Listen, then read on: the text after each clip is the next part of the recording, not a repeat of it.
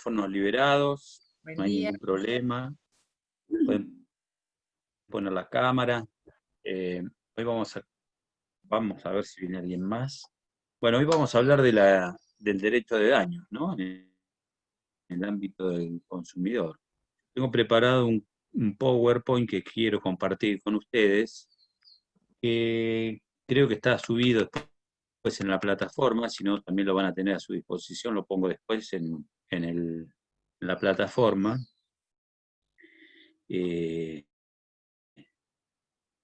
A ver, esperen que es mi primera vez. ¿Y ven algo? Sí. ¿Ven algo de ¿Todavía? esto o no? Ahora sí, ahí se ve. Ahora sí, Ahí se ve, perfecto. perfecto. A ver, vamos a ver. Esperen, es que estoy ajustando detalles. Bueno, un poco vamos a ver la responsabilidad en el derecho del consumidor, ¿no? Ustedes ya tienen idea del concepto de lo que es la responsabilidad. Les pido que, si quieren, tienen una cabal idea de lo que es la responsabilidad o no. ¿Estudiaron para hoy? ¿Sí o no? Cuéntenme, ¿leyeron algo? Son preguntas, no es nada. Me pueden decir que sí, me pueden decir que no. ¿Leyeron algo? No. Sí, Irresponsables. sí. Irresponsables. Quiere decir, en definitiva, el tema de la responsabilidad, en alguna medida, es que cada uno tiene que asumir las consecuencias de sus propios actos, ¿no? Pero desde ya, esto es desde el punto de vista de un término muy genérico del concepto, porque en términos generales y desde el punto de vista jurídico, ¿no? La obligación de responder surge como consecuencia de la determinada provocación de conductas o de actos o de comportamientos que son disvaliosos para el sistema y que causan en alguna medida un daño. Hoy vamos a ver que hay una gran transformación en la teoría general de la responsabilidad. Mutó desde lo que era la concepción subjetivista del sistema hacia un sistema más del derecho de ¿qué? Del derecho de daños. Es decir, ustedes saben cuáles son los elementos de la responsabilidad, no sé si los recuerdan, yo siempre les digo, ¿no? El derecho tiene todo que ver con todo y está relacionado. Y a medida que avanzamos en el estudio de las materias, no quiere decir que nos tenemos que olvidar de lo que ya estudiamos. Los elementos de la responsabilidad, ¿cuáles son? Son 4, no sé si los recuerdan. Descarguen los micrófonos, les pido disculpas, pero estoy un poco averiado porque me acaban de hacer una intervención en la espalda, así que estoy medio a marcha lenta. Pero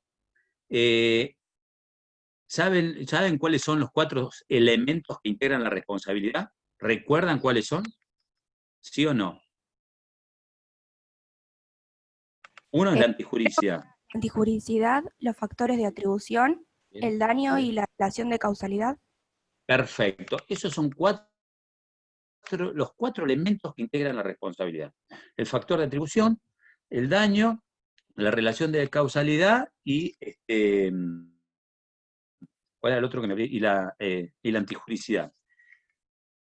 ¿En qué sentido hoy por hoy hubo una profunda transformación en la teoría general de la responsabilidad? Eso más o menos lo tienen que haber visto ustedes, pero si hacemos un análisis retrospectivo de la evolución del derecho, ¿no? Cuando viene el constitucional, la era de la codificación después de la Revolución Francesa, el eje de todo el sistema jurídico, de todos los ordenamientos jurídicos, sobre todo provenientes del derecho romano, ¿cuál era? Fue el individuo. Y el concepto de antijuridicidad estaba determinado, que es uno de los elementos que integran la responsabilidad. Se consideraba que una conducta era antijurídica cuando el ordenamiento o el sistema preveía o declaraba esa conducta antijurídica. El viejo artículo 1066 del Código Civil de Vélez decía que no se consideraba ningún acto jurídico si no estaba previsto por la ley. O sea, en la medida que la conducta del sujeto, ¿sí? era contraria a alguna disposición de la ley, sea nacional, provincial o municipal, se consideraba que el hecho era antijurídico. Es decir, cuando operaba la responsabilidad, tenía que haber un comportamiento antijurídico en función de un factor de atribución, que generalmente era el dolo o la culpa, tenía que haber una relación de causalidad y tenía que haber un daño. ¿Está? Pero ¿qué pasa después con esta gran, hemos hablado tantas veces de la era del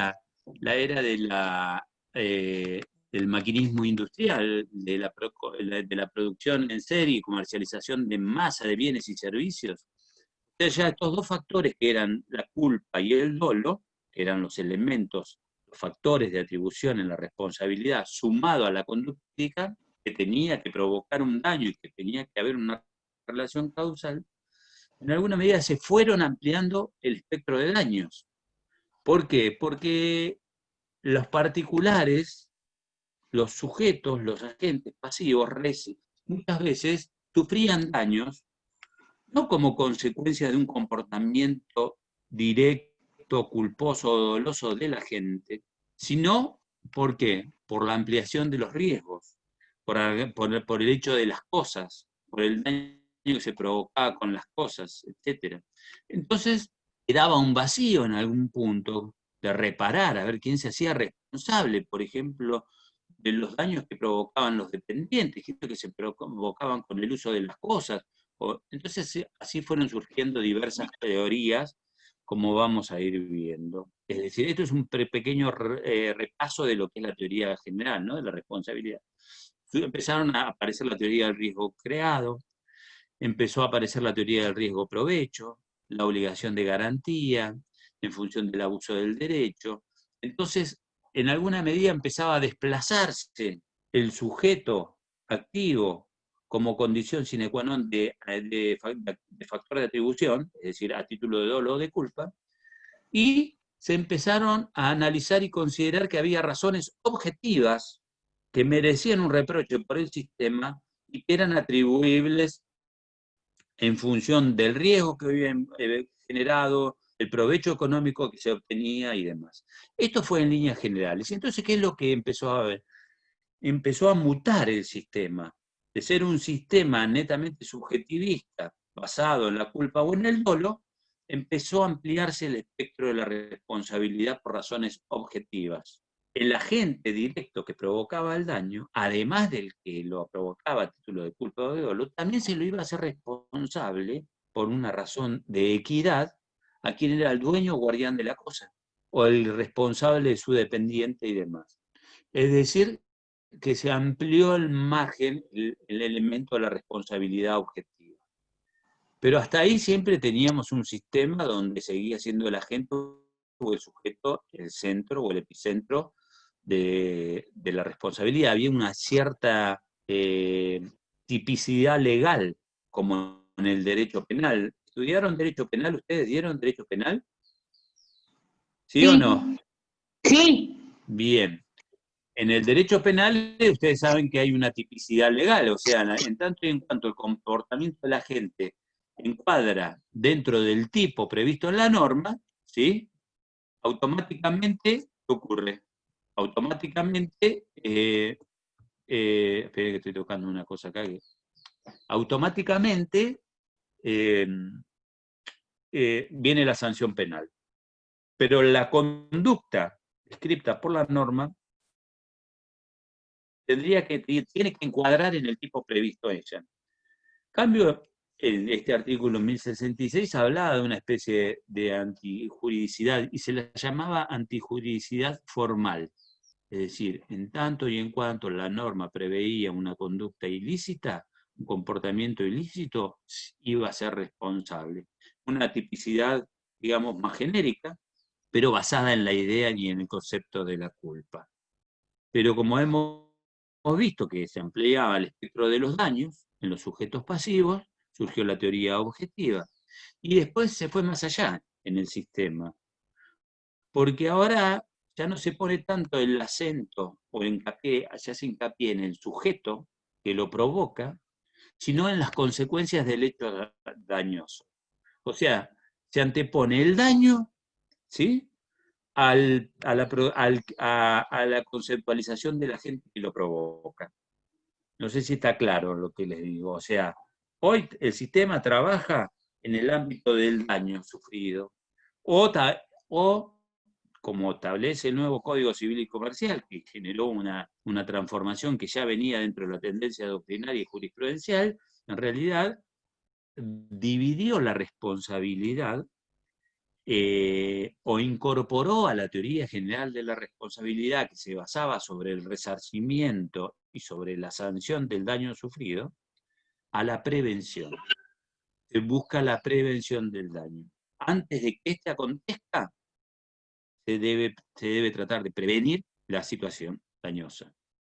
Es decir, hoy se pone hincapié en eso. Y el derecho del consumidor no es ajeno a este sistema de transformación de la responsabilidad, de la teoría general de la responsabilidad. ¿Por qué? Porque el artículo 40 en la Ley de Defensa del Consumidor dice: si el daño al consumidor resulta del vicio o riesgo de la cosa o prestación del servicio, responderán el productor, el fabricante, el importador, el distribuidor, el proveedor, vendedor y quien haya puesto su marca en la cosa o en el servicio.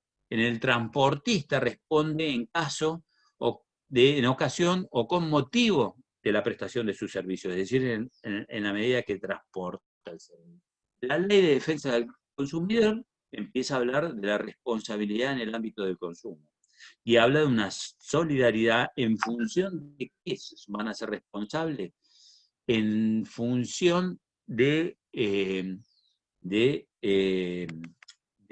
porque provienen no solo de un contrato, sino también de una relación de consumo. Esta responsabilidad solidaria, ¿recuerdan el concepto de obligaciones solidarias y obligaciones mancomunadas? O sea, las solidarias, primero estamos frente a sujetos múltiples, ¿no?, de obligaciones con sujetos múltiples, primer requisito. Segundo requisito, o principio en materia de obligaciones de sujetos múltiples, que la responsabilidad siempre es mancomunada, cada uno responde por su cuota aparte. La excepción es la solidaridad, cuando todos deben responder por el todo, sea solidaridad activa o pasiva.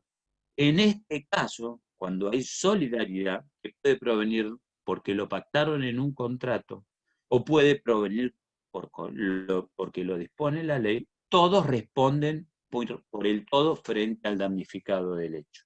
En este caso, el artículo 40 de la Ley de Defensa del Consumidor es un caso típico de solidaridad legal. No está convenida, pero la ley dice que hay una responsabilidad solidaria de todos los que intervienen en la relación de consumo. ¿Con qué particularidad? Que de la única manera que se puede eximir de responsabilidad a quien se la endilga en esta relación es demostrando que la causa del hecho le es ajena. Otro de los elementos de la responsabilidad es la causa. Y de la manera que se exime es demostrando que ella es ajena. ¿Hasta acá está claro? ¿Alguna pregunta? Sí, sí, Chicos, está claro. miren que yo no los veo a todos. No los veo Sí, a sí, todos. está claro. Claro, pero... Bien. Les quiero designificar entonces que en nuestro ordenamiento jurídico tenemos, por un lado, la Ley de Defensa del Consumidor, que habla de los daños producidos por las cosas, en el artículo 40, y vamos a ver qué sanción provoca, pero también tenemos el ordenamiento general, porque esto que la Ley de Defensa del Consumidor, el artículo 20, la Ley 24.240, en alguna medida, no queda desplazado por el Código Civil y Comercial del 2015, porque en alguna medida se integra al sistema. Recordemos que en el ámbito del derecho del consumidor y dentro del derecho privado patrimonial es un subsistema que está surgiendo con tanta entidad que va a tener autonomía propia. Se nutre de la Ley de Defensa del Consumidor, la 24.240, la 26.361 y ¿me permiten un segundo, por favor? Un minuto, una pausa. Un minuto.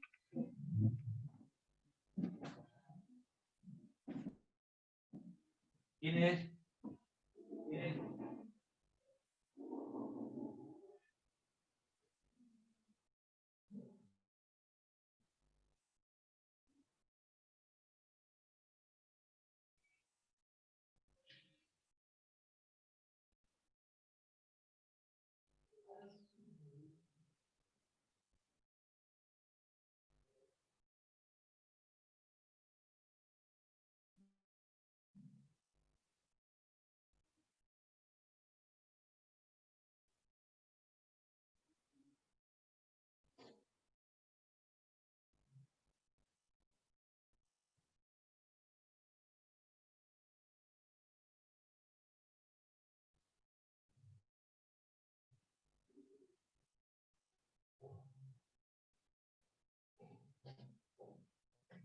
Abrí la puerta de adelante.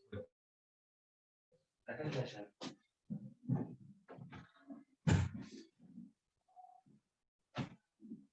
Mil disculpas, perdón. Perdón. Pueden poner las cámaras. Hola. Pueden poner las cámaras. Estamos. Sí, acá estamos. ¿Qué les iba a decir? ¿En qué habíamos quedado, chicos? Perdonen. Estábamos hablando de... Las otras normativas de la ley 24240. sí, la 24240, en alguna medida, se complementa, ¿sí?, con, y la 26361 se complementa con el Código Civil y Comercial. Tenemos el sistema del Código de Fondo y la ley se integra, porque otra de las particularidades que hoy por hoy consagra nuestro derecho, y sobre todo el artículo 1 y 2 y 3 del Código Civil y Comercial, habla del concepto de diálogo de fuentes, de la idea de diálogo de fuentes. Es decir, que se ha constitucionalizado el derecho privado. El artículo 42 de la Constitución Nacional, en cuanto habla de los derechos de tercera generación, de la seguridad, el derecho al consumo, el derecho a un ambiente sano, etcétera, etcétera, en alguna medida atraviesa hoy a todo el derecho privado patrimonial. Entonces, todas las normas se integran, no se ve el sistema en forma aislada, ¿no? La ley de defensa por un lado, el Código Civil por el otro, en absoluto.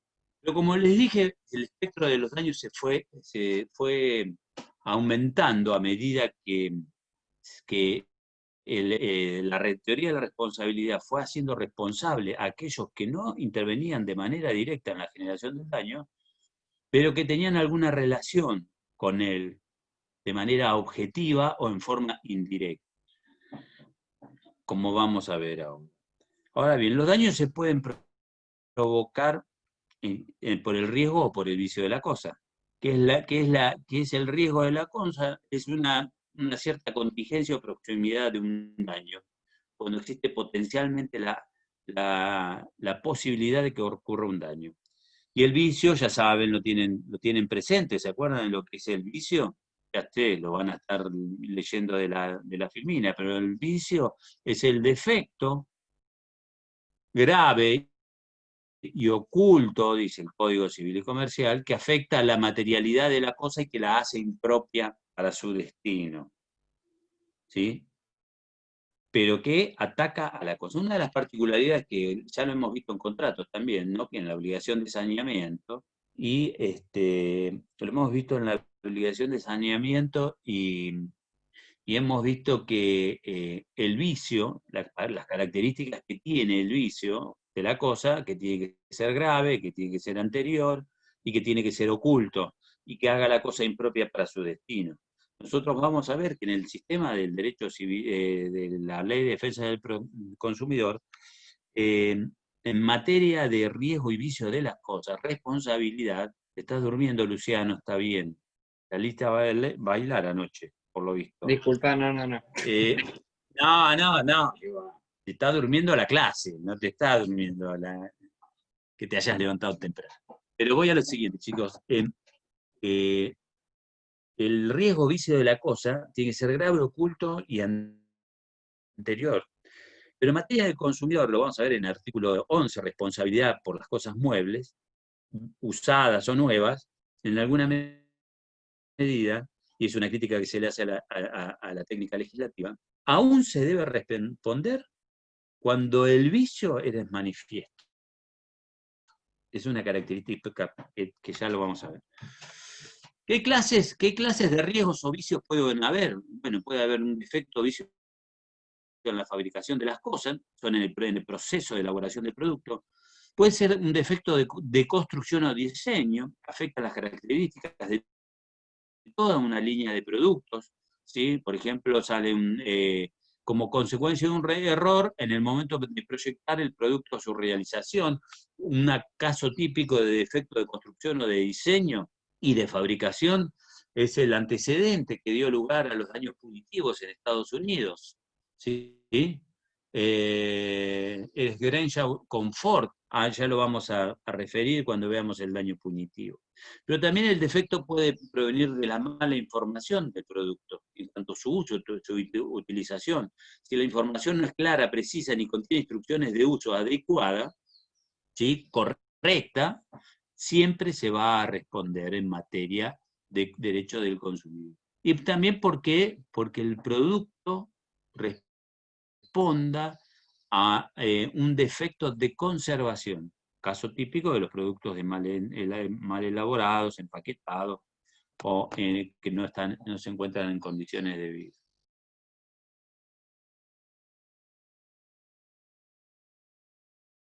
Hasta acá bien, vamos. Como les dije yo, a partir del artículo 1007-10 del Código Civil y Comercial se regula la teoría de la responsabilidad. Desde el 1710 al 1715 el Código Civil y Comercial habla de la función preventiva, ¿sí? Es decir, la función donde uno se puede, antes que un daño acontezca, puede ejercer acciones de prevención. Y es más, tiene la particularidad que cualquiera está legitimado para ejercerlas, para que cese un daño ya provocado, un daño permanente o un daño futuro, se pueden promover acciones de prevención activas frente a un hecho que todavía no se ocasiona. Pero la estructura del sistema, ¿sí?, el factor axiológico o valorativo en el cual el ordenamiento dispone cuándo se le imputan los daños ante un incumplimiento obligacional, son dos los factores, el dolo y la culpa. Son los factores subjetivos y los factores objetivos. Pero el factor subjetivo se apoya en el dolo y la culpa, como hemos visto, y los objetivos es irrelevante quién es la culpa. Son solo parámetros de imputación con total prescindencia de la idea de culpa. Provienen del riesgo probado, creado, la obligación de garantía, etcétera, que está prevista en el artículo 1722 del Código Civil y Comercial. En cuanto al ámbito del consumo, que como ya hemos visto, el artículo 40 prevé que si el daño resulta de riesgo o vicio de la cosa, bueno, todos están, todos son responsables. Vamos a pasar a la siguiente. ¿Qué es la idea de culpa? Esto ya lo saben, ¿sí? Vélez Sarsfield dio una definición, la mejor definición que tiene Vélez Sarsfield en el Código Civil, viejo, aunque se decía que un código era impropio era impropio definir o que presentara definiciones. Sin embargo, en el 512 del viejo código decía que la culpa era la omisión de las diligencias que exigía la naturaleza de la obligación y que correspondían a las circunstancias de persona, tiempo y lugar. Es decir, se hablaba de omisión de lo que debía, del comportamiento debido, pero hoy no se habla no solamente de la omisión, sino también de la acción. Por omisión o por comisión se puede ser culpable. El tema es que se transgreda la conducta debida, de acuerdo a las naturalezas de la obligación, ¿sí? Y hay toda ausencia de intencionalidad en estos casos. ¿Qué significa que esté en la culpa? ¿Por qué no emerge la idea de intención? ¿Por qué sería? Pregunto.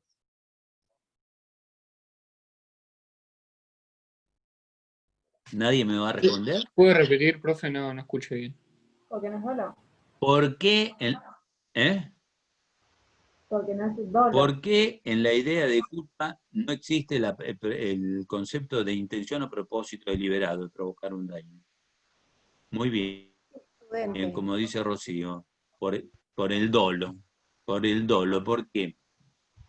Porque el dolo, ¿qué hay en el dolo? En el dolo Hay la intención. La intención. Exactamente, el acto volitivo de quiero provocar un daño, a sabiendas y con intención de dañar, provoca un daño. Entonces ahí el comportamiento, la conducta de la gente se la califica como dolosa y por supuesto que es más grave. Se configura por la producción de un daño de manera intencional, con total independencia de los intereses de terceros. No me importa. En la culpa, recordemos, se provoca un daño, pero por acción o por omisión, pero sobre todo, ¿por qué puede provenir? Por impericia o por negligencia. Impericia conductiva, impericia en el manejo, negligencia en el obrar, ¿sí? O en no tomar las precauciones que en las circunstancias exigían. En el ámbito del consumo puede haber una impericia en la fabricación de un producto porque fallaron los mecanismos de control de elaboración de ese producto, por ejemplo. Pero acá en el dolo no, el dolo se integra, es un vicio de la voluntad, toda acción o omisión intencional que se emplea al tiempo de la celebración del acto con la orientación de provocar el error de un tercero. Está tipificado en el 271 y 275 del Código Civil. Como inejecución maliciosa se refiere al incumplimiento de la obligación y determina un mayor resarcimiento, cuando inclusive no solamente hay intención, sino está el deseo de provocarlo, la malicia. Como le dije yo, así fue como surgió la teoría de la responsabilidad y aparecieron nuevos espectros o factores de atribución, más allá del subjetivo configurado por el dolo y la culpa. Entonces aparecieron estos parámetros objetivos en 1723 del Código Civil, que es la teoría, el deber de garantía, la equidad, el abuso del derecho y la normal tolerancia. En el viejo Código de Vélez estaba el 1113, que hablaba de la responsabilidad por el hecho ilícito. Hoy lo regula el Código en el artículo 1757, por el hecho de las actividades, de las cosas y las actividades riesgosas. O sea, cuando uno va a ser responsable por el daño, que cause por el riesgo o vicio de las cosas o las actividades que sean riesgosas y que despliegue o que sean peligrosas por su naturaleza o por los medios empleados o las condiciones o circunstancias de su realización. En este caso, ¿sí?, el que provocó el daño, el agente directo que pueda haber provocado el daño, el operario negligente o la persona que lo quiso generar y demás, va a ser responsable a título subjetivo, ¿sí? Pero a su vez, en virtud de la teoría de las cosas, por el hecho y el riesgo de las actividades riesgosas, quien las pone en el sistema, quien las pone en el mercado, va a tener responsabilidad. En esta atribución de la teoría de la responsabilidad no se eximen la falta de la autorización administrativa por el uso de la realización de la actividad ni el cumplimiento de técnicas de prevención. Ejemplo típico, caso para que ustedes lo lleven al plano de lo cotidiano, más allá de que haya una autorización administrativa o, por ejemplo, de Camusi que habilite un edificio, ¿sí?, para la conexión de gas, pero si esa conexión de gas es deficiente, deberá responder el empresario, el constructor, todos los que intervinieron en la cadena de producción de ese producto. Hay dos supuestos que están bien diferenciados entre la responsabilidad objetiva por la intervención de las cosas. ¿Por qué? Porque la responsabilidad puede venir por el riesgo ante la eventualidad que llegue a causar un daño o por el vicio de la cosa. Porque la cosa es riesgosa o porque la cosa detenta un vicio. ¿Qué cosa puede ser riesgosa, por ejemplo? Un Y diría auto. riesgosa que llega. Un Muy automóvil. bien, un automóvil. Que muy puede bien. fallar por un defecto o un vicio en la fabricación y no es responsabilidad del conductor. Sin embargo, tiene que responder igual el titular o el guardián, ¿no? ¿Es así? Pero, ¿y el conductor del auto no responde, Viviana? Pero si es una falla de mecánica, que no es inherente Bueno. a su, que se escapa de su área de influencia, no. Tendría que demostrarlo, pero... No, el tema es el siguiente. Frente a un hecho, ¿sí? El análisis del hecho para atribuir las responsabilidades puede haber varios. Unos concurrirán en su responsabilidad a título de culpa o de dolo, pero además el sistema los hace responsables, ¿sí? Por la teoría del riesgo, o por la teoría del riesgo de provecho, o riesgo de las cosas, al dueño o guardián de las cosas. Es decir, acá hay una responsabilidad solidaria independiente de las acciones ulteriores internas que pueda haber internamente. Yo sufro un daño... ¿Profesor? Sí. Pero los dos no responden igual, ¿no? Bien, ahí, a eso iba. Acá viene la teoría, acá viene el concepto de obligaciones solidarias y de obligaciones insolidum. ¿Se acuerdan de ellas? Obligación solidaria y obligación insolidum. Se nos va a caer el techo. Se nos va a caer el techo del conocimiento si no tenemos los ladrillos bien fijos en la construcción del conocimiento. Las obligaciones insolidum, que hoy están reconocidas en el código, son aquellas obligaciones donde concurren en su deber de responder frente a un hecho dos sujetos, ¿sí? Pero por causas distintas. En el caso de un accidente de tránsito, el conductor del vehículo va a responder, ¿por qué? Porque provocó el daño, por su impericia, su negligencia conductiva, provocó un daño. Pero a su vez el dueño o guardián, el titular del vehículo, también va a tener la obligación de responder. La diferencia es que uno responde o llamado o concurre, ¿sí? ¿En virtud de qué? De dos causas distintas. Una, por ser el agente que lo provocó, la responsabilidad subjetiva. El otro, por los factores de atribución, por la teoría del riesgo, por razones objetivas. En definitiva, el principal responsable, porque lo que vamos a ver que el sistema siempre la norma de clausura es la culpa, el principal responsable va a responder frente al tercero y en su caso después deberá responder también frente al dueño guardián, si hubo dolo o hubo impericia, etcétera, etcétera. Uno no excluye al otro. El riesgo, sí. No, me complicó con el nombre en latín, pero sí, cuando hablaban, por ejemplo, de un choque, Es solidaridad imperfecta. Un colectivo a una persona que tenía que responder el colectivero, el dueño de la unidad, el dueño de la empresa y la compañía de seguro, que después entre ellos, si la culpa fue del chofer básicamente, entre ellos tenía que responder, pero después de responder contra la víctima. Eso, en realidad, cuando dijo el nombre en latín, ahí me quedé complicada. Obligaciones insolidum.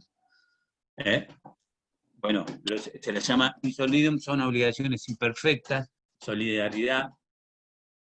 En este caso debe responder, pero el hecho, la causa que le atribuye el factor de responsabilidad, no es el comportamiento debido, doloso o culposo, sino que es por el deber de reparar el daño sufrido, la obligación de reparar el daño sufrido. Porque ¿qué ocurría? Y esto en la antigüedad, después se fue ampliando. ¿Qué ocurría? Había muchos daños que se provocaban con las cosas o por el uso de las cosas, y como no había intervención de un agente, de un sujeto, ¿sí? Entonces, ¿qué pasaba? Aquel que sufría el daño no tenía quien reclamárselo. Estaba trabajando en una fábrica, se caía una mampara de la fábrica y moría un operario. Ahí no hubo acción u omisión de ningún sujeto que hubiera provocado el daño, sino fue por un riesgo o vicio propio de la cosa. Entonces se empezó a ampliar este espectro y se vio la necesidad de responder. El riesgo siempre presupone la eventualidad posible de que una cosa llegue a causar un daño. Y el vicio es un defecto en su fabricación, como hemos visto. Pero todas las cosas son riesgosas. ¿Tá?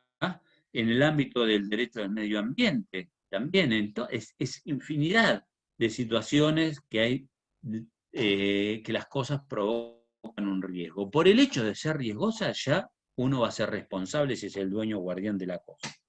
Se suprime la responsabilidad del daño con la cosa prevista en el artículo 1113, como yo les mencioné, y la responsabilidad será subjetiva u objetiva en alguna medida, ¿sí? Siendo la norma de clausura, como yo les dije, el artículo 1721, como vamos a ver. El fin específico de la teoría del riesgo es posibilitar la indemnización del daño causado por el riesgo o vicio de la cosa, con indiferencia a la idea de culpa. Pesan las presunciones sobre el dueño o el guardián, quienes deben afrontar todos los daños causados a otros, salvo que no hubo eximentes de su parte. Y la neutralización de los riesgos no puede dejar de lado los factores de responsabilidad en ese ámbito.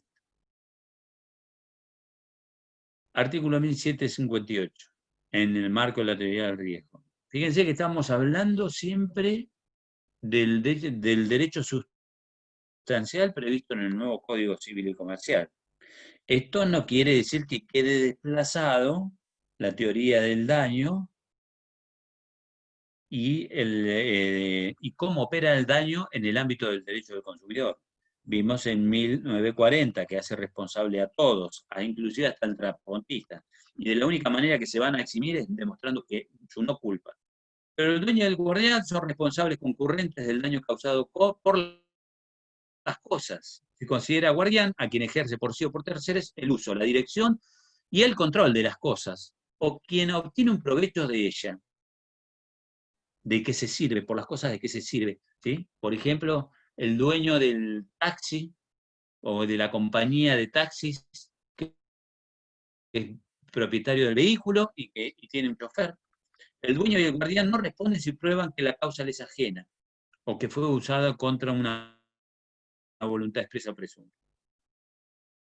Más que nada, acá se tiene en cuenta la actividad de quien realiza la actividad riesgosa peligrosa y se sirve o obtienen provecho de ella por sí o por terceros, salvo que la ley especial te diga que no. Otro de los factores de atribución de responsabilidad es el factor de garantía, ¿sí? Es extracontractual y está contemplado en el artículo 1753. Este factor de garantía de 1753, ese deber de garantía, no responde a la obligación de garantía de un contrato, a la obligación de saneamiento, a la responsabilidad extracontractual. ¿Quién tiene el código ahí a mano? Por favor, a ver si lo tenemos. ¿Alguien lo tiene? Que lo léelo, Rocío.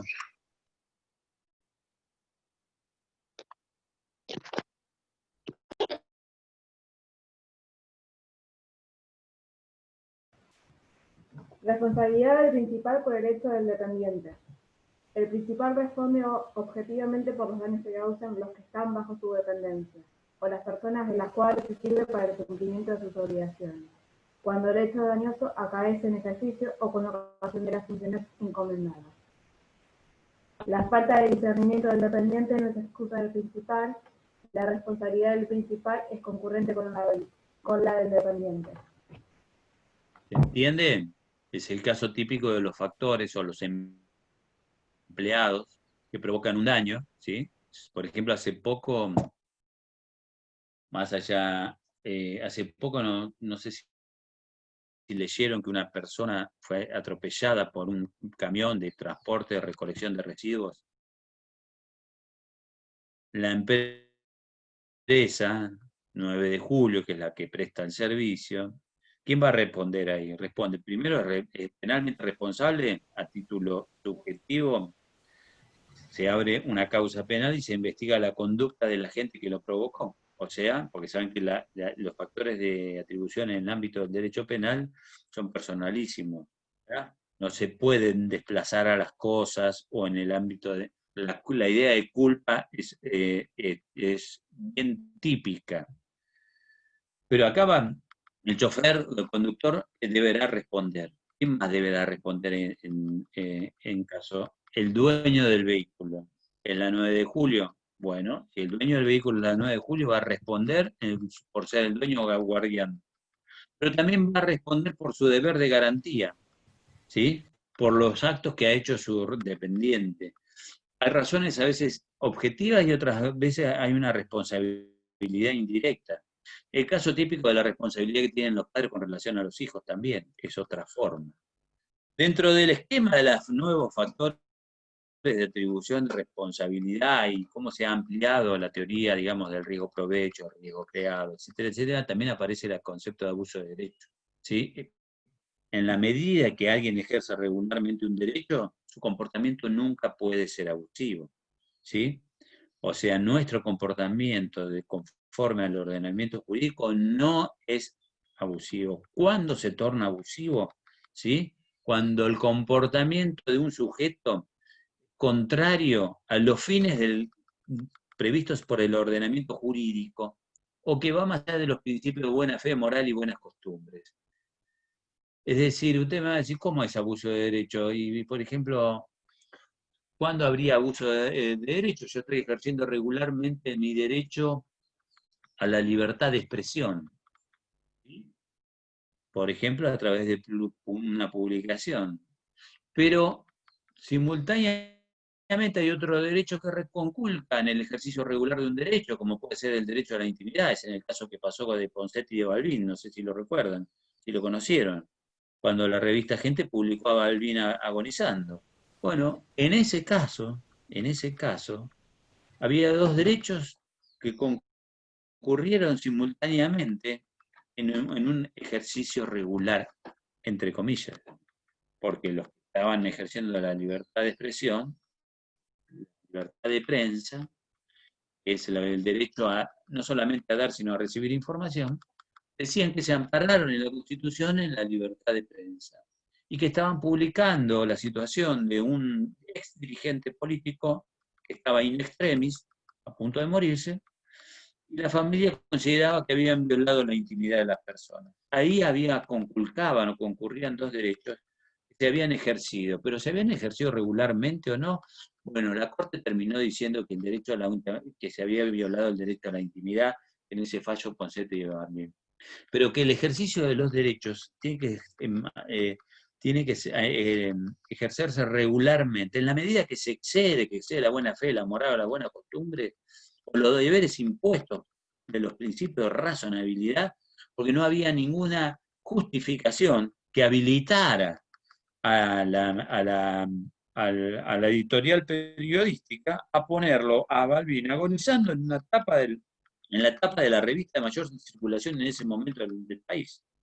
Entonces, el juez, dentro de lo que es la teoría del abuso del derecho, el juez debe ordenar lo necesario para evitar que esos efectos abusivos o la situación abusiva, si correspondiere, procurar las cosas al estado anterior. Y lo importante acá es que el artículo 11 habla de la posición dominante, del abuso de la posición dominante, que tiene relación directa e inmediata con el derecho del consumidor. Porque nosotros hemos visto ya en contratos, ¿sí? No sé si recuerdan, de que en contratos hay relaciones asimétricas, ¿sí? Porque están los que imponen el producto en el mercado y los consumidores, que son los destinatarios o usuarios, que son los destinatarios finales, que no tienen ningún tipo de poder de configurar el contenido negocial de un contrato. Entonces el código dispone que lo dispuesto en los artículos 9 y 10, el 9 es el orden público, se refiere al orden público y el de abuso de derecho, lo dispuesto en los 9 y 10 se aplica cuando se abuse de una posición dominante en el mercado, sin perjuicio de las disposiciones específicas contempladas en las leyes especiales, ejemplo la 24240, que también prevé, o el abuso en el artículo 984 y siguientes, como vamos a ver, de las cláusulas abusivas, en el ámbito de los contratos en general, y en el el 1110, creo, no recuerdo bien, en los contratos en particular de derecho del consumo.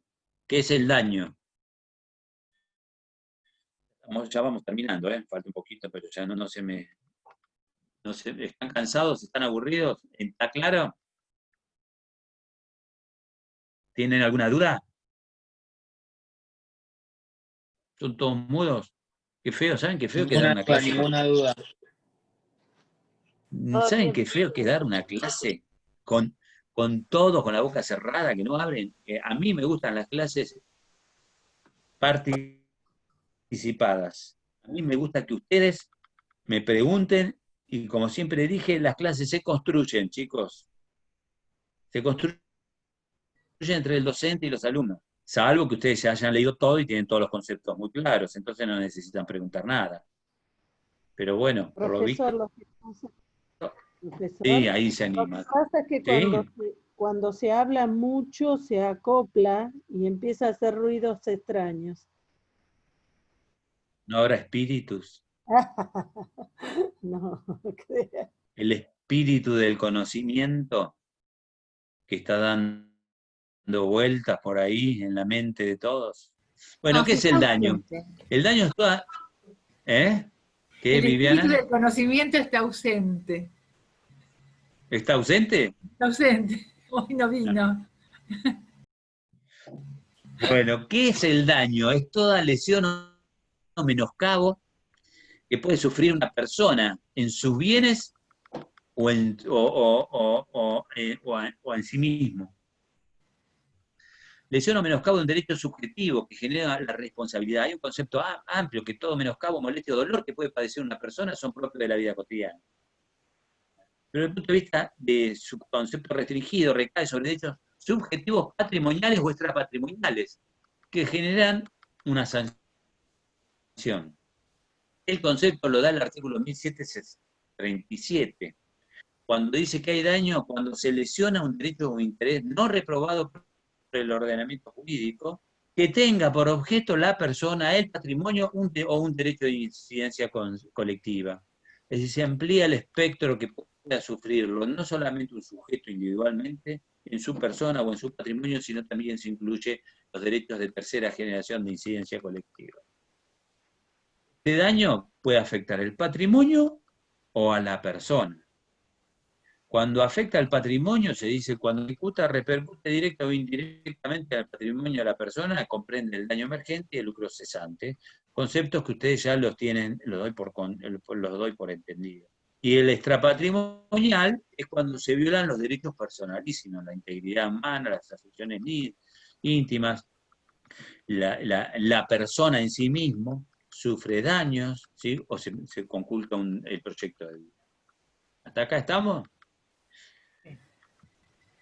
Está haciendo una reseña de lo que es el sistema integrado, el sistema integrado, ¿sí?, de las normas del derecho sustancial con el Código Civil, con la Ley de Defensa del Consumidor.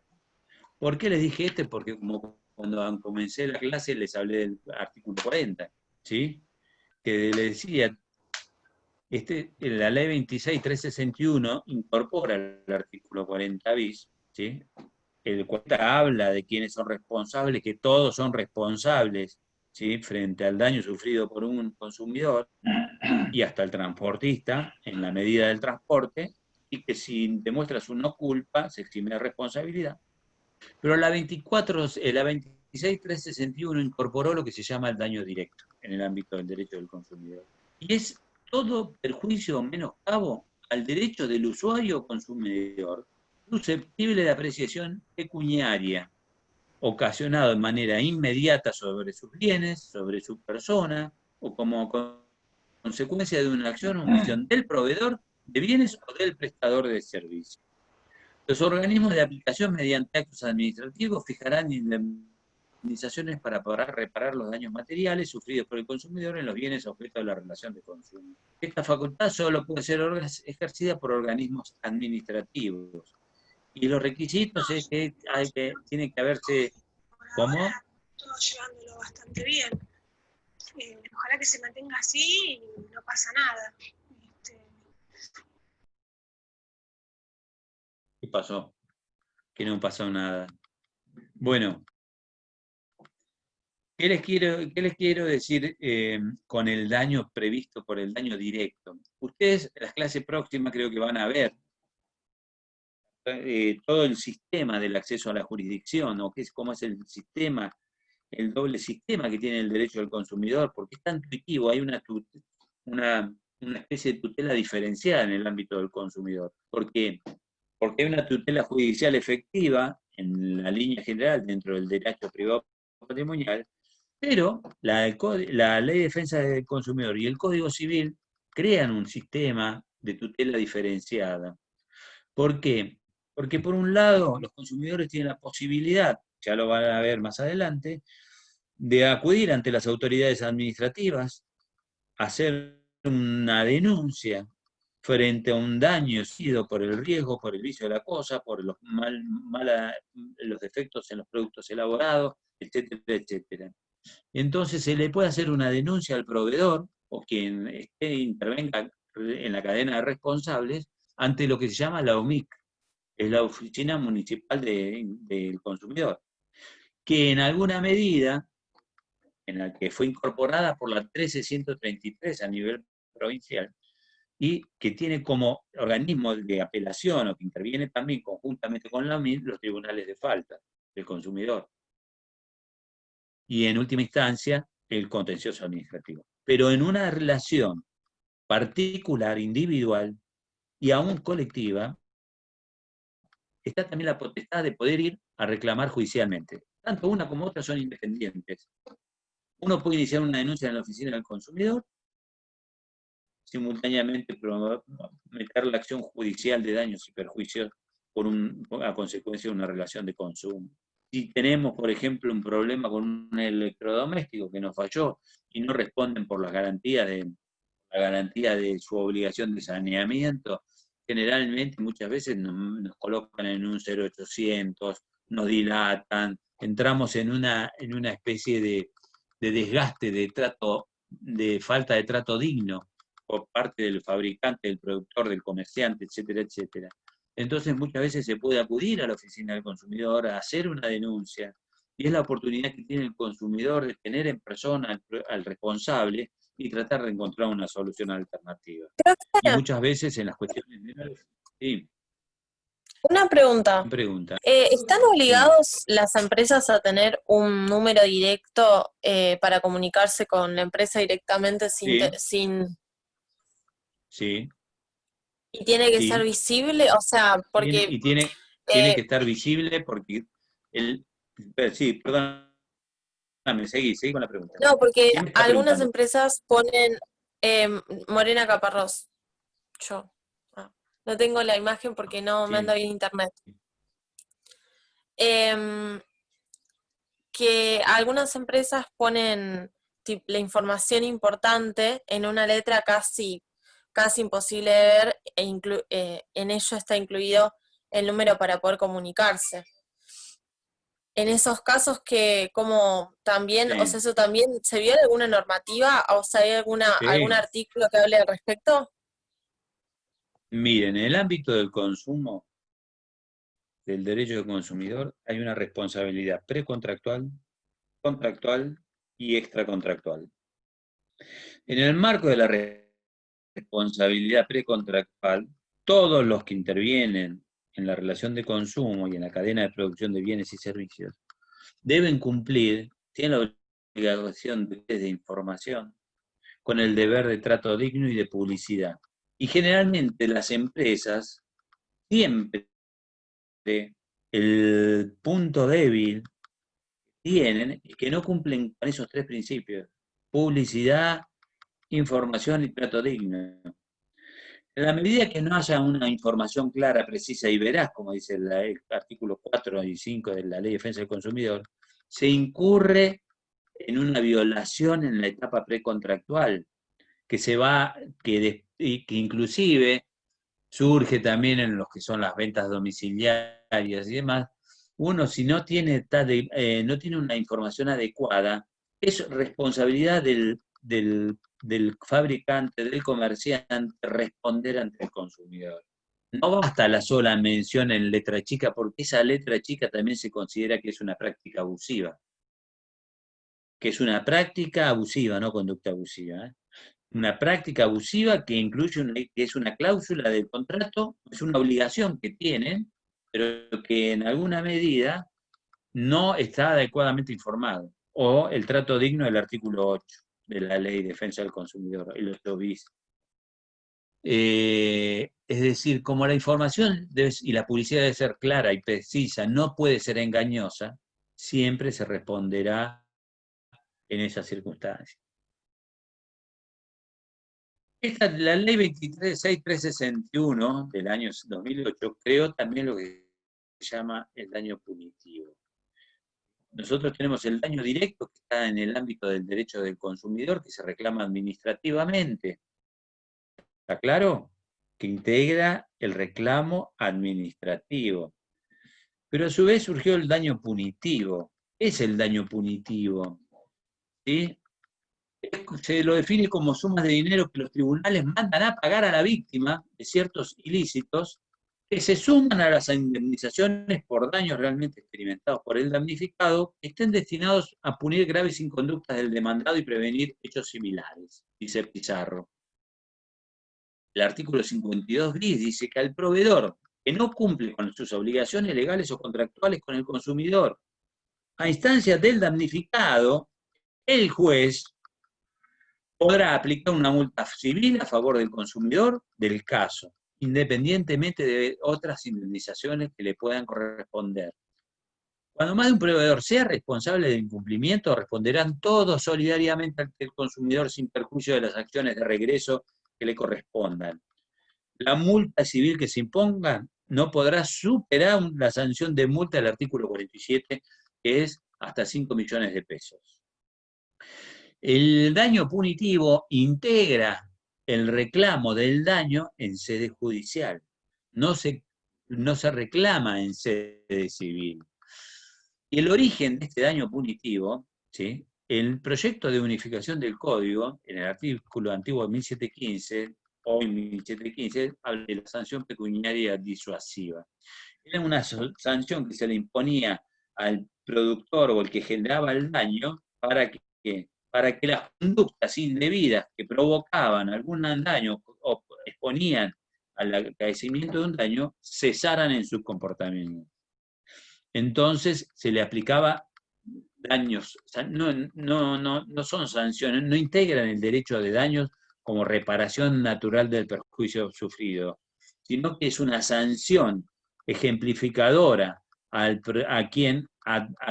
que cesen las conductas reiteradas de prácticas abusivas o que sean contrarias a los intereses de los consumidores. El caso que se les mencioné yo era Greenchamp Comfort. Ford en el año 81 había sacado un modelo que se llamaba Ford Pinto, que se incendió a causa de gravísimos daños y que una niña que se encontraba en su interior sufrió quemaduras, tuvo gravísimos inconvenientes, ya lo van a ver cuando vean. ¿Ya vieron el daño punitivo? Ustedes no. No sé si en el programa está en las próximas unidades. Quiero ver una cosa.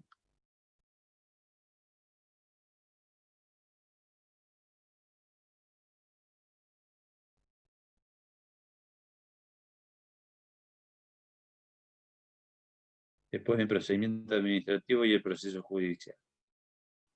Bueno, el daño punitivo, en alguna medida, es una especie de multa, de sanción. ¿Está claro? Es la sanción que establece el código. El código, si ustedes amplían el espectro de las sanciones que prevé la cláusula penal, por ejemplo, es una sanción. El concepto de astraintes, del 801 creo, es una sanción también. Los intereses punitorios son sancionatorios.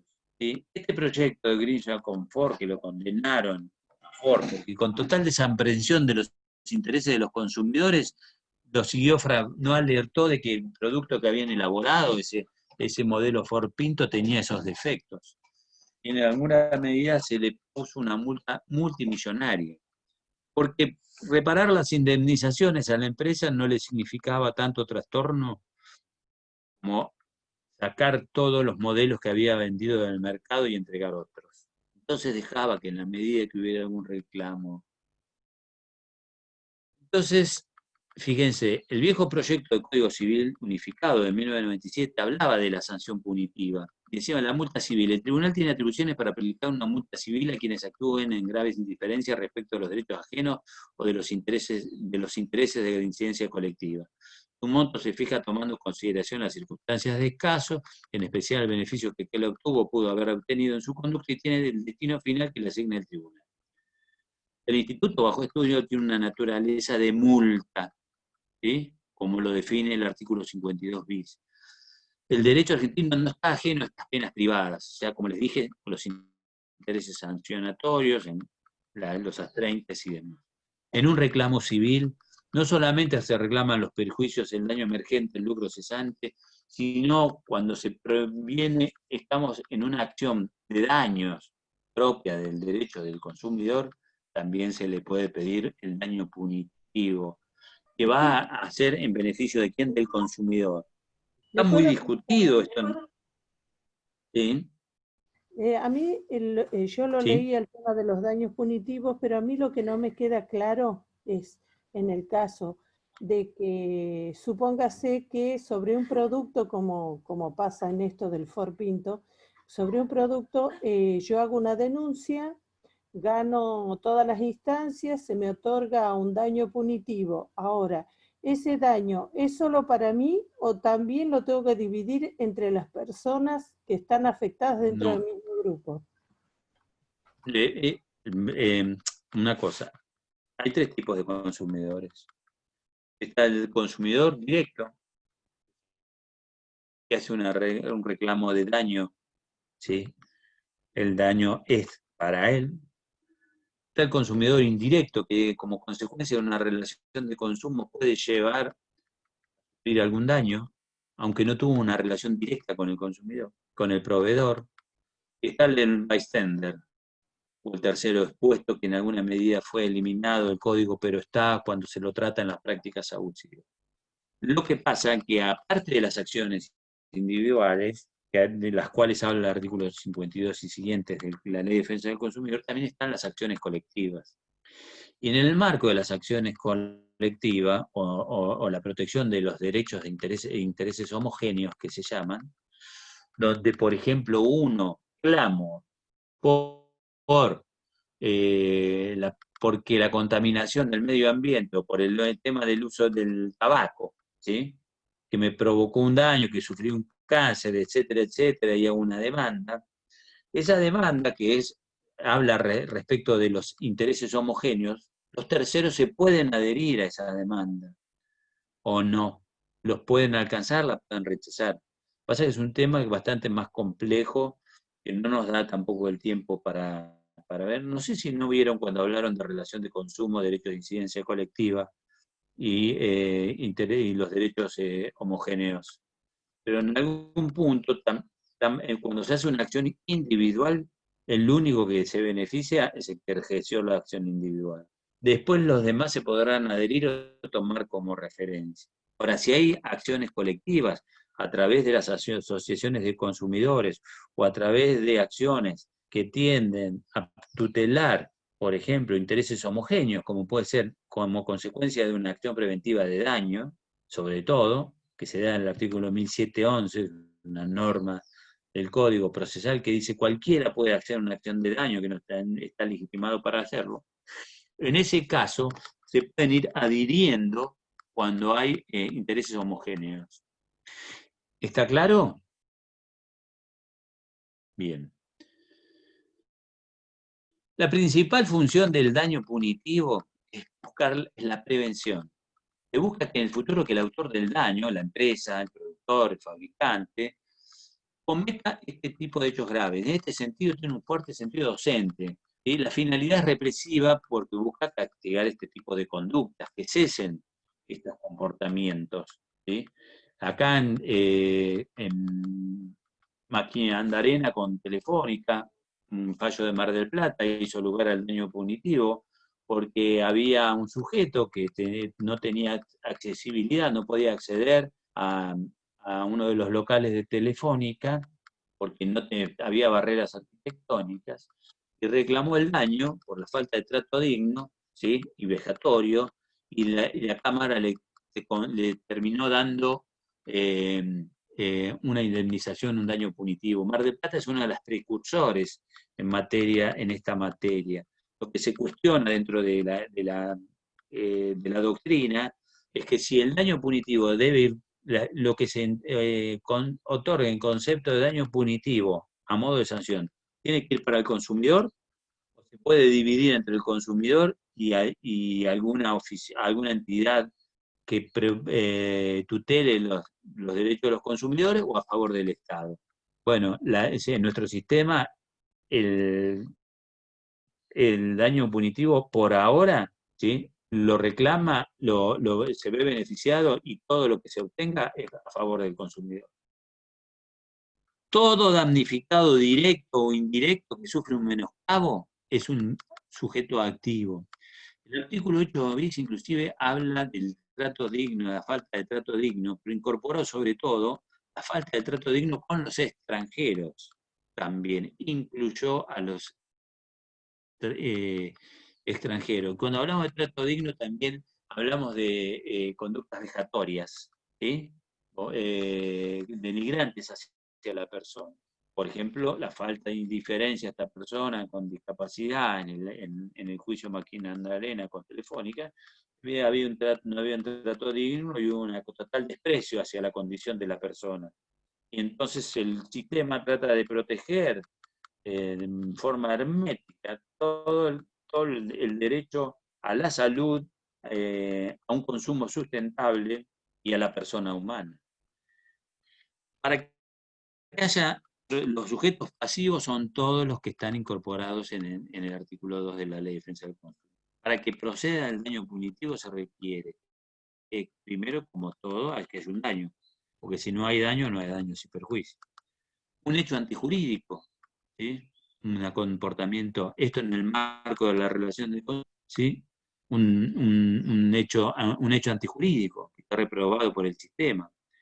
Y que como el elemento subjetivo que el productor, el fabricante, el sujeto pasivo del artículo 2 de la ley, haya actuado con total menosprecio e indiferencia a los intereses del consumidor. ¿Está? Pues por dolo, por culpa, por abuso de poder, por prácticas abusivas, por lo que sea, hay un total desinterés y desapego a la tutela de los derechos individuales y de los derechos de incidencia colectiva. Y finalmente, como les había mencionado, estaba el tema de la culpa, estaba el tema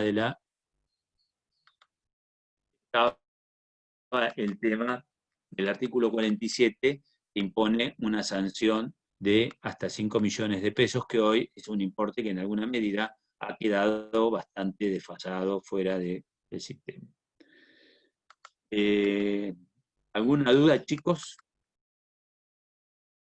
Profe, yo no sé si va con el Bien. tema del día de hoy, pero con respecto a las compras al extranjero, suponiendo, por ejemplo, que yo compre a una marca que está fuera, sin ningún intermediario, que lo compre directamente en esa página, y tenga algún problema con esa página, si acá en Argentina se protege a los extranjeros, ¿yo tengo alguna medida de protección contra ese producto que compré afuera?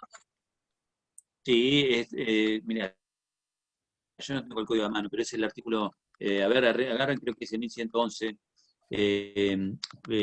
cuando se habla, que lo vimos en la clase pasada, inclusive la venta domiciliaria, o la venta domiciliaria, o venta, esperen que estoy buscando acá el programa. ¡Ay, qué mal! La venta fuera de los locales, ¿no? Tiene que ver con eso. ¿Cómo, perdón? La venta domiciliaria o la venta a distancia, o lo que se llama hoy venta electrónica. Acá intervienen varios factores. El 1108 puede ser, que es oferta por medios electrónicos. Exactamente, las ventas electrónicas y demás. Es un sistema complejo, acá interviene, es lo que se llama el sistema de la formación de ese consentimiento en esos contratos, que es a través del click-grab, que se dice, nosotros apretamos una tecla y en alguna medida estamos comprando o estamos expresando nuestro consentimiento y formalizando un contrato a través de que muchas veces una página que te trae productos del extranjero. ¿Ah? ¿Y quiénes son los responsables? ¿A quién podés demandar? Vos vas a demandar a todos. ¿Vas a ir a demandar al extranjero?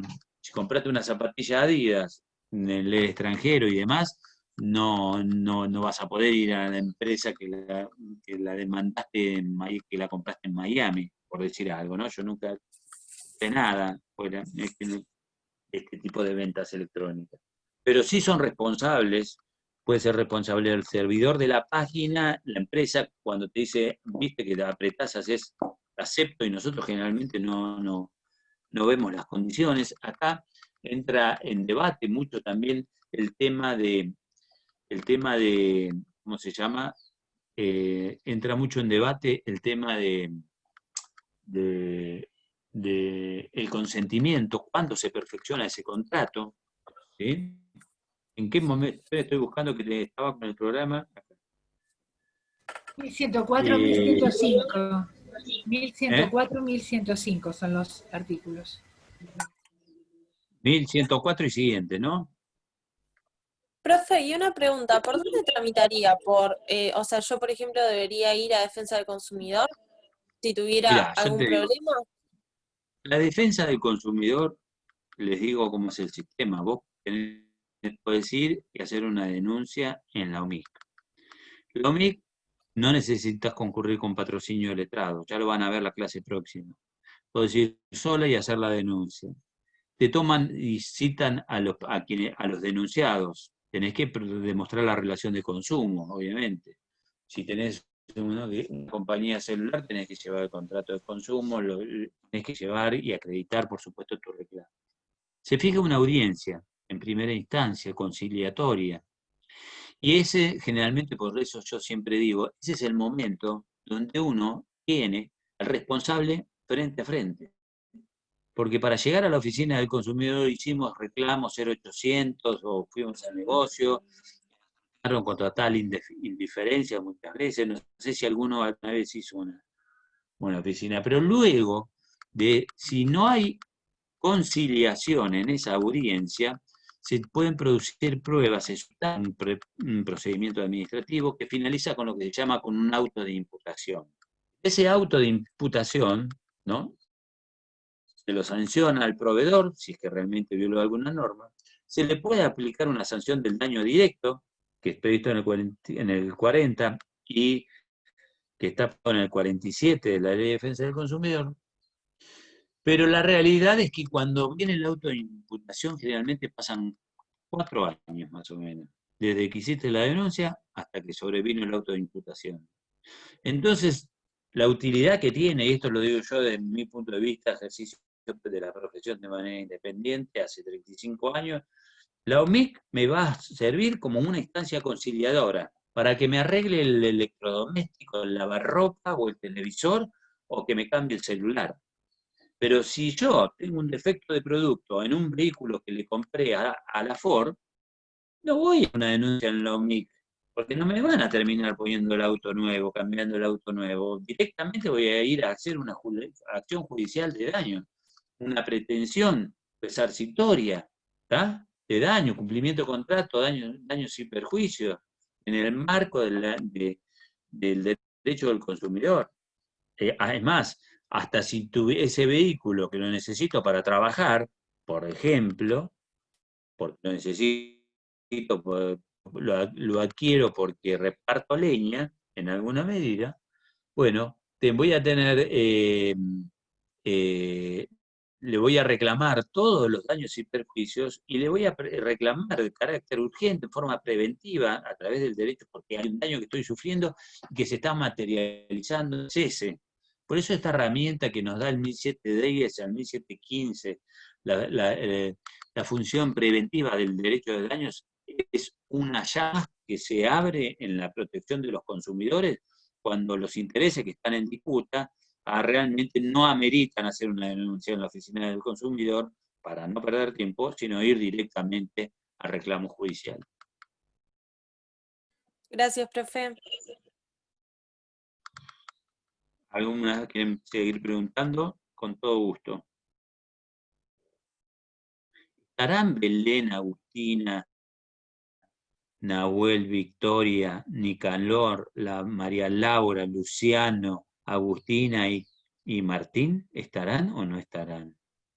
A ver. Estamos. ¿Cómo? Sí, profe, estamos. Sí, estamos, profe. Bueno. ¿Les quedó alguna duda, chicos? Liberen micrófonos. No, todo muy claro. ¿Eh?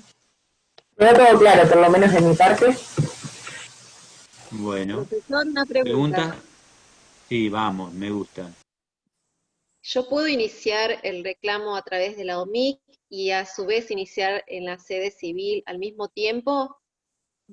Sí. Ok. Sí.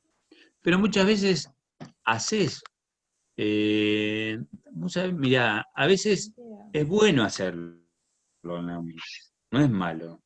¿Por qué? Porque en alguna medida lo que prevalece en el ámbito del derecho del consumidor son los principios. El principio pro consumidor, el principio de sustentabilidad de los derechos, o sea que con las producciones o con los derechos que se reconocen o con los comportamientos que no afecten a las generaciones futuras, el principio de la información, el principio del trato digno, el principio de la buena fe, que está en el artículo 8 del código, están en el ámbito de los contratos en general y los contratos de consumo en particular. Todo eso hace a la conducta y en su caso, si hay mayor aprehensión y no responde el productor, el proveedor o el comerciante, agrava su responsabilidad en la relación, en el reclamo posterior. Les voy a poner un ejemplo de un tema con personal, con una línea telefónica. ¿Eso se los conté alguna vez o no? Que tenía una línea telefónica, yo cumplía una función, me habían dado una línea telefónica, cuando termino de cumplir una función, la devuelvo la línea telefónica, devuelvo el celular, que me pagaban en el cargo que tenía, y me digo, yo me quiero quedar, trabajaba en la caja, era director de la caja de abogados, fui director durante 4 años, la caja me dio un celular, cuando termino me mandó todo el celular, pero digo, me quedo con la línea. Yo creo que se los conté o no alguna vez. Me quedo con la línea telefónica como prepago. Perfecto, sigo con la línea telefónica como prepago. Nunca, jamás la usé desde que le di de baja. Un día en septiembre, yo me había ido en junio, julio, me llega un reclamo de 2.000 y pico de pesos. Yo entonces empiezo a mandarles mail y decirle yo, miren, desconozco este reclamo, díganme, infórmenme a qué se debe esta deuda. Si yo le daba los antecedentes, todo lo mandaba por mail, me guardaba todos los mails. En el noviembre me siguen hostigando con el reclamo, etcétera, etcétera. ¿Qué hace un consumidor? ¿Cómo es la psicología del consumidor en alguna medida? ¿Qué es lo que hice? Agarré, fui como un buen ciudadano, por no decir otra palabra, porque se está grabando esto, sí, está grabando. Como buen ciudadano, como buen hombre comercial, fui y, perdóname, ¿hola? Sí, sí. Ah, sí, Daniel, ¿me podría llamar en 15 minutos si está mal? Porque estoy dando una clase por Zoom. Entonces, ¿qué hago? 24 de diciembre voy y pago. ¿Está? Digo, voy a personal, digo, debe así está la deuda, listo, me quedé contento, porque digo, que te metan en el viraj, que te empiezan esas conductas, esas prácticas también en comportamiento abusivo. Después es que vos tenés que ir a demostrar, o sea, tenés que ir a litigar contra eso. La realidad es que abril del año me empiezan a mandar de Rexa, de otro lugar, me empiezan a mandar un reclamo diciendo que debía 700 pesos. Y yo ya pagué todo, empiezo a hacer ta. Siempre hay que dejar rastros de nuestros reclamos y de ponerlos en mora a ellos, porque ellos son los, digamos, el débito jurídico de las relaciones del consumidor. Entonces, ¿qué hago de nuevo como un buen cristiano, un hombre pagador del derecho romano? Hoy pago los 700 pesitos. Fin. 6 de julio, ponele, ya había pasado un año. Estaba todo bárbaro eso. Un día, como hoy, septiembre, me empiezan a reclamar 65 pesos de esa línea, o 200 pesos de esa línea. Y ahí yo dije, basta, esto me tiempo. No.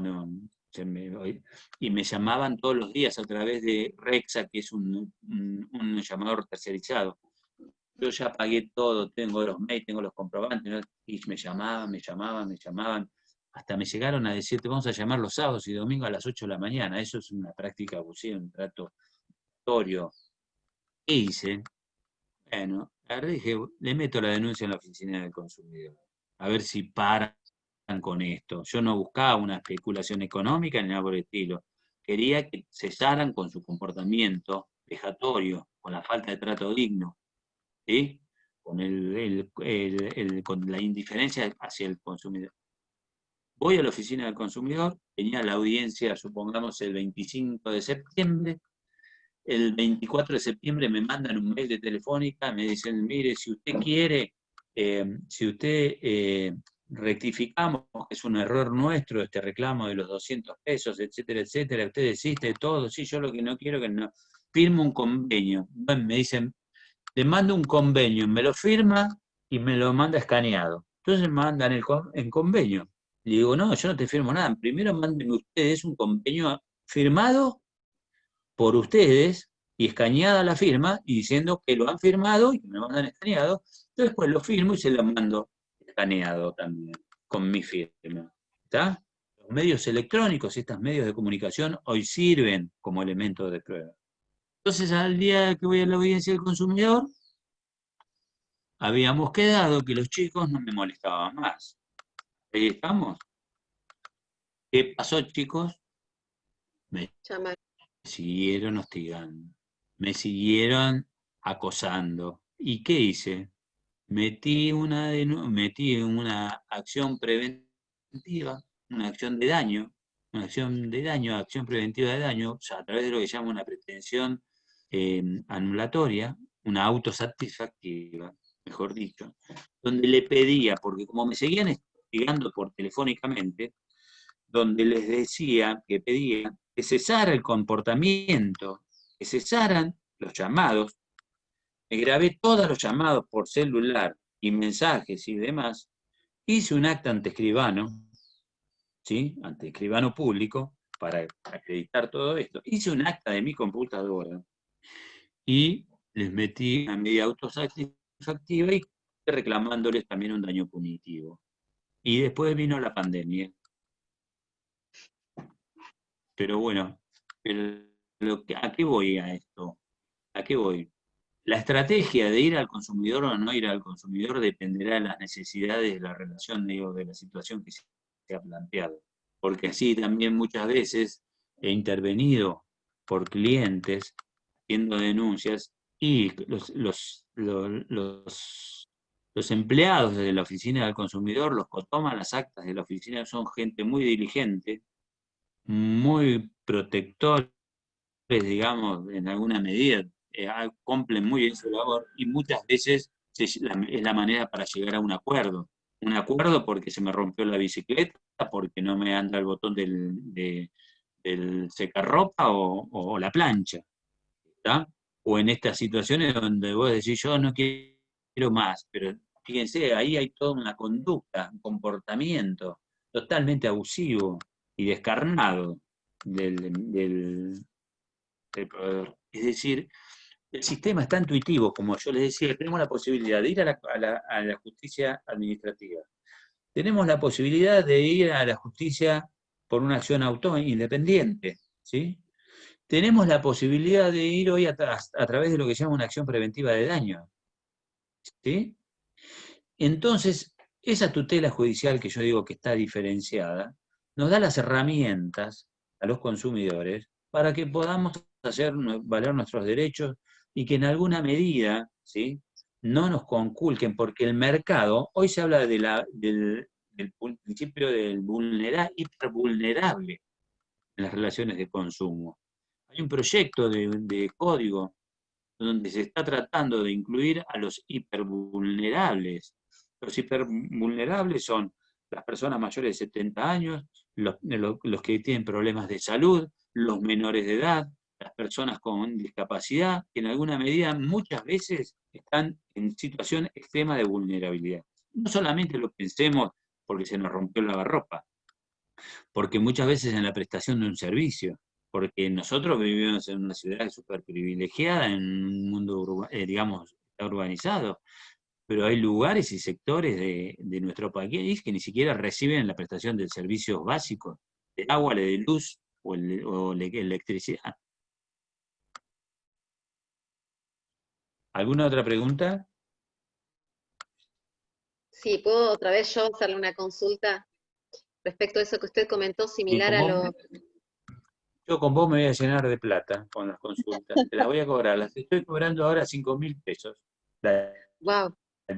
No, mentira, che, a ver si se creen que está siendo grabada. Pero sí, mirá, mal, cuando viene un cliente, le querés cobrar una consulta, sale rajando. Dale. Tiene que ver con esto que usted decía en el marco de la pandemia. Me sucedió 2 veces, y seguramente alguien más se va a sentir identificado, que durante la pandemia quise hacer trámites de baja, por ejemplo, de una línea telefónica porque me estaban cobrando excesivamente, o un seguro que me metieron a través de una tarjeta de crédito. Imposible poder dar de baja por ningún medio, ni la línea telefónica, porque no te atendían por teléfono, porque no había operadores. Por internet tenés un operador electrónico en el cual te dice poner numeral factura, numeral qué sé yo, pero numeral baja no existe. Entonces yo no pude dejar registro de que estaba solicitando. Lo tenés en el celular lo tenés en el celular de todas las veces que llamaste primero. Eso guárdatelo. Segundo, mandá correos. Buscá telefónica o personal o quien sea. Les estoy reclamando, guardátelo. No existe. Dejá rastro de todo. No importa. No existen esos mails, la página web. Las páginas y no existe que te venga. Pero vos con quién contrataste, con Telefónica, o con personal, o con quién, con Claro, con quien sea. Sí. Manda mail, busca la página web, que te quede constancia de los innumerables intentos que hiciste para tratar de dar de baja la línea.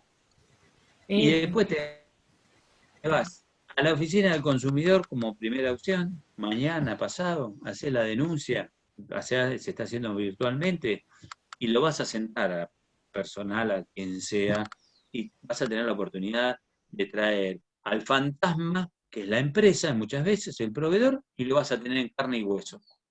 A través de una persona, y te van a decir que sí o que no, o te van a seguir teniendo un trato vejatorio hacia tu persona. Bueno, que sigan, después el daño, el reclamo vendrá después. Perdón, una forma de comunicarse con estos fantasmas cibernéticos es a través del Facebook. Casi todas las empresas tienen un Facebook, entonces vos mandás un mensaje por ahí y en algún momento acusan recibo. Y tenés chat y sacale pantalla. Claro, sacale y foto. otra estrategia por ahí antes de ir a Domin es avisarles que vas a ir. Y algunas empresas, por el hecho de la molestia que implica la audiencia, responden antes de que uno llegue a lo mismo. Y otras que no. Sí. Otras que no les importa. Sumado a lo que dice Viviana, también puede funcionar lo que es Twitter. Una vez que vos publicás un tweet y esos se corre la voz y empiezan a retuitearlo, la empresa empieza a contestar. Sí, con respecto al tema de la OMIC, no estaría funcionando. Sí, ahora sí, hay denuncias virtuales. Sí. Yo presenté, primero no los encontraron. Se meten en la página. Después encontré un mail, mandé un mail, me contestaron diciendo lo que tenía que hacer. Presenté el mail, Bajar el formulario. pero nunca hicieron acuse de recibo, mandé otro preguntando si lo habían recibido, nadie me contestó, no hay ninguna respuesta. La OMIC está como en el aire. Sí que va a ser el tribunal de faltas. No, pero hoy por hoy, no sé cuál es la naturaleza del reclamo suyo, pero hoy por hoy la OMIC recibe denuncias virtuales, hay que llenar un formulario y se están armando en las audiencias en forma virtual. Y uno nunca... Que había una página donde se podía hacer la denuncia y cuando usted quiere cargar la denuncia, la página no lo deja, llena todos los campos, todo, y manda a mandar y ahí se acabó el tema. Mande una carta de documento, pero va a tener que gastar plata, no sirve. Yo acabo de hablar con la gente de la OMIC y me están diciendo de que están recibiendo denuncias virtuales, que hay que meterse en la página de la municipalidad, llenar el formulario y que están respondiendo. Obviamente que no tiene el flujo de trabajo, la celeridad que lamentablemente sí tiene cuando estamos en tiempos normales. Pero como una primera instancia, y si no, dependerá de la naturaleza del reclamo, si no, ir por las vías que nos dan la Ley de Defensa del Consumidor y el Código Civil y Comercial. ¿Está bien, chicos? ¿Están de acuerdo conmigo? Bien, me alegro por ustedes. ¿Alguna duda? Nada. Se acabaron las clases conmigo. Sinmigo, como dijo un famoso político, conmigo o sinmigo. Ahora vienen las próximas 2 unidades de la materia, es precisamente la OMIC y los procesos, la tutela diferenciada que yo les hablo. Ahora van a tener... no, acá tengo el programa de daño. Ahora van a tener... ya les digo, van a tener... perdón, a veces mi lenguaje me olvido. Bueno, peores cosas hacen los diputados, ¿no? ¿O no? ¿Qué les parece a ustedes? Lindo ejemplo. Una vergüenza. Sí. Todos tendrían que salir de ahí.